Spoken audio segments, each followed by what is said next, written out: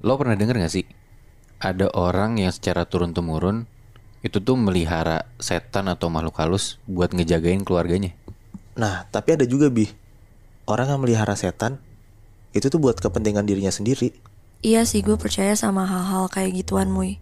Kenapa gue percaya? Karena gak usah jauh-jauh. Nenek gue sendiri aja, dia melihara setan.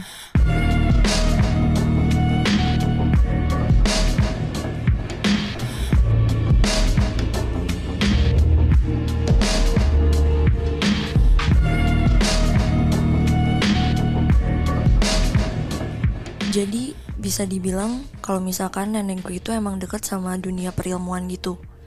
Dan bahkan nenek gue juga emang punya pegangan makhluk yang emang untuk ngejagain nenek gue, keluarganya, dan bahkan dia juga emang ngepelihara makhluknya itu di rumahnya. Oh, oke.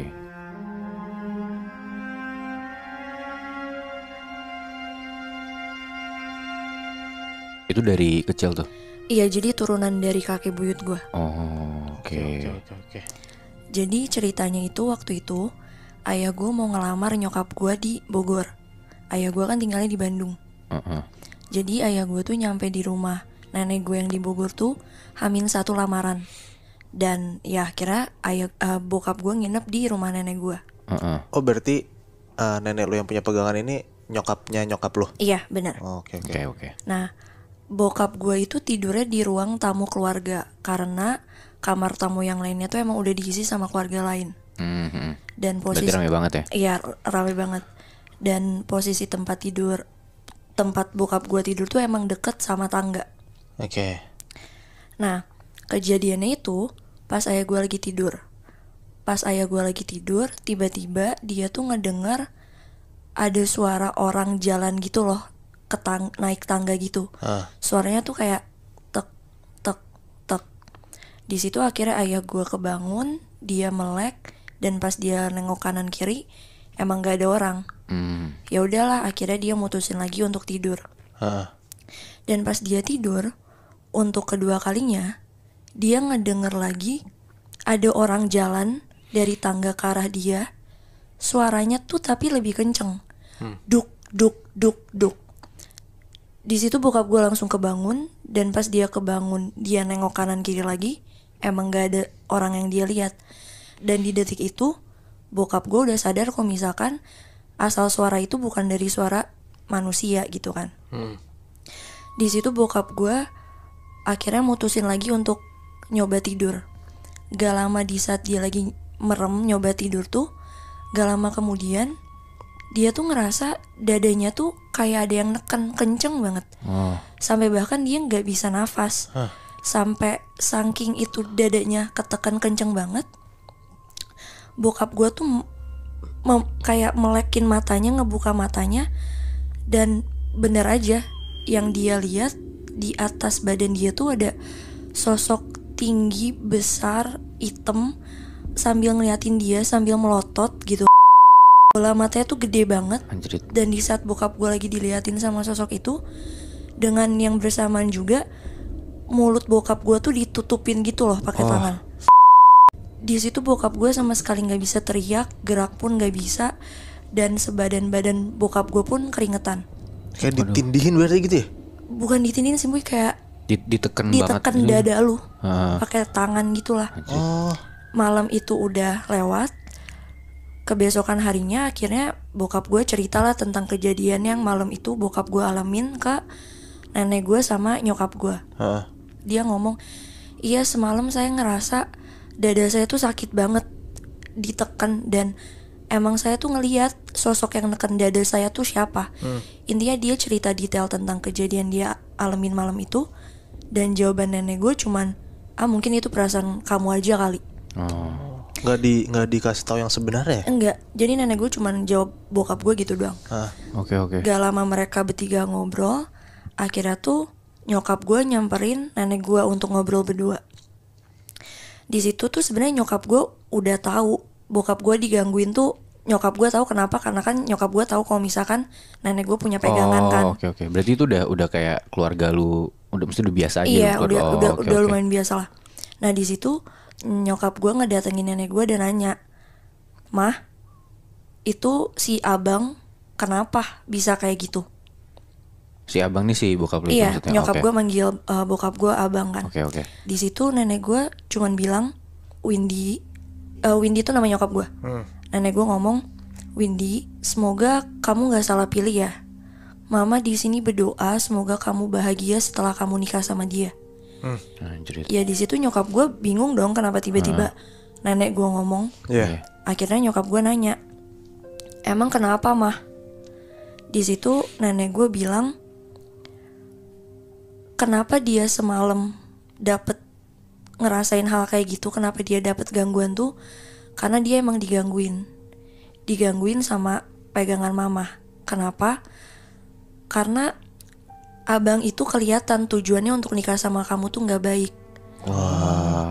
Nah, singkat cerita setelah lamaran dan menikah, nah mereka tuh nikah tahun 2000. Tahun 2000, oke. Mereka nikah tahun 2000. Oke. Dan di tahun 2003 bener aja mereka cerai. Kenapa mereka cerai? Karena perlakuan bokap gue ke nyokap gue selama nikah tuh emang beneran kerjanya cuma nyakitin nyokap gue doang. Anjir. Dan ya berarti bener dong di situ apa yang nenek gue omongin ke nyokap gue. Berarti kan bener bokap gue tujuannya emang dari awal yang gak baik lah untuk nikah sama nyokap gue. Berarti sosok itu ngejagain nyokap lo ya? Iya sebenarnya iya. Ya yang tadi gue bilang di awal kan kayak sosok pegangan nenek gue ini emang untuk ngejaga keluarga dia gitu. Iya. Nah, ada lagi kejadian. Kejadian ini tuh sebelum nyokap gue nikah. Jadi pas nyokap gue kayak SMA lah. Berarti kan tahun 90-an lah. Iya tahun 98. Oke. Kejadian ini tuh gak lama dari kakek buyut gue meninggal. Oke. Nyokap gue tuh cerita kalau misalkan ada om dari keluarga kakek buyut gue yang gak tahu entah dari mana tiba-tiba tuh suka datang ke rumah nenek gue sesering itu, yang padahal sebelumnya gak pernah datang, gak pernah berkunjung, bahkan komunikasi pun gak ada. Tiba-tiba datang aja, bahkan datangnya tuh beneran 7 hari berturut-turut. Oke. Oh, tiap hari datang gitu. Beneran tiap hari datang. Oh. Nah, kenapa Om Bara datang tuh karena emang mau ngurusin ini kan masalah administrasi warisan, karena kan kakek buyut gue baru meninggal kan. Oh, oke. Nah, di hari keempat omnya, berarti omnya nyokap gue ya. Iya. Di hari keempat omnya nyokap gue datang, namanya Om Bara.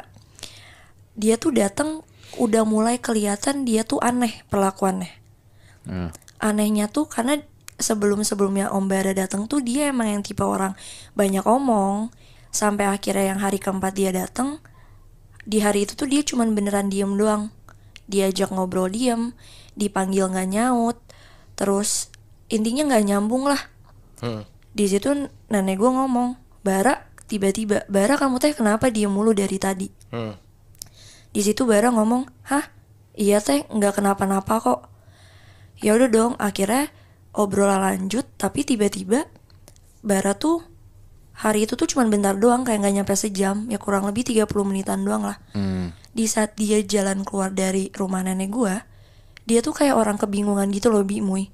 Dari mukanya kebingungan, dari gestur tubuhnya juga kebingungan gitu. Tiba-tiba pas dia lagi jalan, pas banget depan rumah nenek gua, Om Bara tuh muntah. Gak tahu kenapa tapi tiba-tiba muntah. Belum keluar dari rumahnya kan? Belum, jadi kayak baru keluar dari, ya lagi di teras rumah lah. Tiba-tiba muntah. Gak tahu kenapa itu. Iya. Di hari keesokannya setelah kejadian yang kemarin Om Bara alamin, Om Bara masih tetap ke rumah nenek gue nih. Oh, oke. Dengan ya tetap dengan tujuan awal dia yang bilang mau ngomongin tentang urusan warisan. Iya. Tapi ada satu hal yang ngebuat nenek gue tuh ke distract. Nenek gue tuh ngelihat di tangannya Om Bara tuh biru-biru, beneran kayak lebam-lebam gitu loh, Muibi. Nah di situ nenek gue nanya, Bara, tangan kamu teh itu kenapa biru-biru lebam? Di situ Om Bara ngomong, nggak tahu teh, tiba-tiba aja tadi pas bangun tidur udah kayak gini. Nah di situ nenek gue udah notice ada hal yang aneh. Akhirnya nenek gue langsung nanya ke Om Bara, Bara, coba kamu jujur sama teteh, kamu kesini beneran tujuannya buat ngurus masalah warisan atau kamu punya tujuan lain yang emang buruk? Di situ Om Bara ngedengar pertanyaan nenek gue, sempat diem bentar. Dan di situ Om Bara ngomong, enggak kok teh, emang Bara kesini cuman buat ngurusin warisan doang. Ya. Akhirnya mereka ngobrol, tapi dipikir-pikir juga, apa yang diomongin sama Om Bara tuh kayak nggak ada poinnya gitu loh. Ngomongnya tuh nggak ada intinya, nggak ada Muter-muter doang gitu. muter-muter ke kanan kiri. Itu sih kata nyokap gue ya. Nenek gue memastikan lagi dong. Akhirnya nanya lah untuk kedua kalinya, baru coba jujur sama teteh, kamu tujuan kesini tuh ada apa sih? Beneran kayak emang beneran cuma mau ngurusin masalah warisan doang? Di situ Om Bara diem ngeliat nenek gue sambil kayak, lu tau gak sih gestur orang ngerasa bersalah gitu. Di situ Om Bara ngomong, maaf teh, saya mah cuma disuruh doang. Disuruh gimana? Nah, di situ nenek gue juga bingung dong. Nenek gue langsung ngomong, disuruh siapa? Disuruh apa? Om Bara nggak ngejawab pertanyaan nenek gue, nggak berani ngeliat nenek gue. Dia langsung permisi pergi dari rumah nenek gue tanpa basa-basi. Dia bener langsung pergi. Nah, itu kan kejadiannya sore tuh. Malamnya itu, pas nenek gue lagi kayak beres-beres di meja makan, salah satu adenya yang paling kecil tuh nyamperin nenek gue. Tiba-tiba ngomong ke nenek gue, teh, itu si Bara kenapa? Teteh kirimin deh. Terus nenek gue cuma nengok, diem doang. Sampai akhirnya adenya ngomong lagi. Dan karena emang adenya bisa, maksudnya adenya juga emang sensitif kan akan masalah yang gaib-gaib gitu. Bisa ngerasa juga. Iya. Di situ adenya langsung ngomong ke nenek gue, Ade lihat kok waktu itu sempet beberapa kali teteh di kamar kayak ngobrol sama sosok. Udah, teteh ngomong aja ke Ade, teteh ngirimin ke Bara ya. Di situ yang tadinya nenek gue di meja makan kayak lagi ngeberesin gitu, nenek gue berhenti.